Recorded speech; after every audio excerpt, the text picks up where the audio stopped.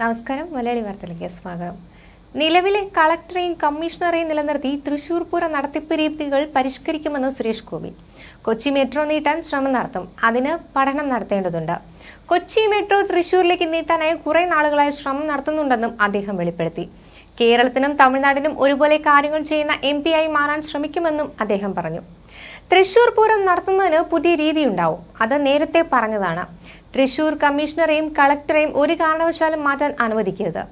അവരുടെ സാന്നിധ്യത്തിൽ പൂരം ശുദ്ധീകരിക്കും. ഇന്നലെ ഇക്കാര്യങ്ങൾ കളക്ടറുമായി സംസാരിച്ചു.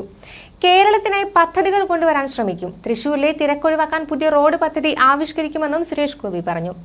കേരളത്തിന് പുറമെ തമിഴ്നാട്ടിലും പ്രവർത്തിക്കും. തന്നെക്കാൾ മികച്ച ആൺകുട്ടികളുണ്ട് കർണാടകത്തിൽ.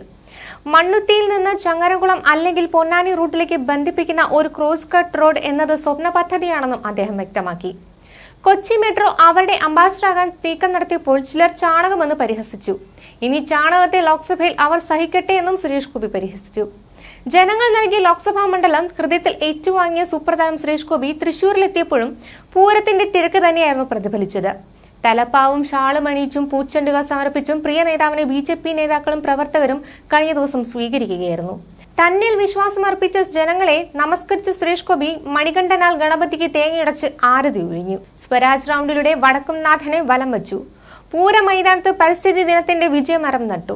തുടർന്ന് തുറന്ന വാഹനത്തിലേറി റോഡ് ഷോ നടത്തി.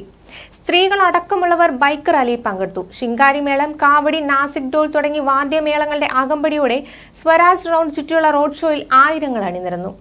രാത്രി വൈകിയും കോർപ്പറേഷന് മുന്നിൽ പ്രകടനം സമാപിച്ചു. BJP സംസ്ഥാന president K. Surendran, general secretary MT Ramesh, vice president advocate B. Gopalakrishnan, A. Nagesh, ജില്ലാ president advocate KK Aneesh Kumar, BDJS സംസ്ഥാന വൈസ് പ്രസിഡന്റ് സംഗീത വിശ്വനാഥ്, ജില്ലാ പ്രസിഡന്റ് അതുല്യ ഘോഷ്, വെട്ടിയാട്ടിൽ തുടങ്ങിയവർ പങ്കെടുത്തു. തൃശൂർ ലോക്സഭാ മണ്ഡലത്തെ ഹൃദയത്തിൽ ചേർത്തുവെച്ച് പ്രവർത്തിക്കുമെന്ന് തന്നെയാണ് കഴിഞ്ഞ ദിവസം സുരേഷ് ഗോപി മാധ്യമങ്ങളോട് പറഞ്ഞത്.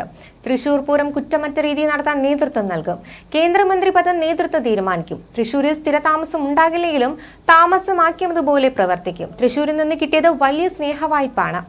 ഓരോ നിമിഷവും അതിന്റെ കടപ്പാടും ചിന്തകളുമുണ്ട്. വികസന സാധ്യതകളെക്കുറിച്ച് വിശദമായി പഠിക്കുമെന്നും അദ്ദേഹം പറഞ്ഞു.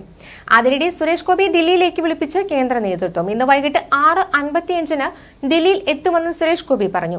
നരേന്ദ്രമോദി സർക്കാർ സത്യപ്രതിജ്ഞ ചെയ്ത് അധികാരമേൽക്കുമ്പോൾ മന്ത്രിസഭയിൽ സുരേഷ് ഗോപി ഉണ്ടാകുമോ എന്ന അഭ്യൂഹങ്ങൾക്കിടെയാണ് കേന്ദ്ര നേതൃത്വം ദില്ലിയിലേക്ക് വിളിപ്പിച്ചിരിക്കുന്നത്. സുരേഷ് ഗോപി കേന്ദ്രമന്ത്രിയാകുമെന്ന് ഏതാണ്ട് ഉറപ്പാണെങ്കിലും ഇക്കാര്യത്തിൽ പ്രഖ്യാപനത്തിനായി കാത്തിരിക്കുകയാണ് പ്രവർത്തകർ. ന്യൂസ് ഡെസ്ക് മലയാളി വാർത്ത.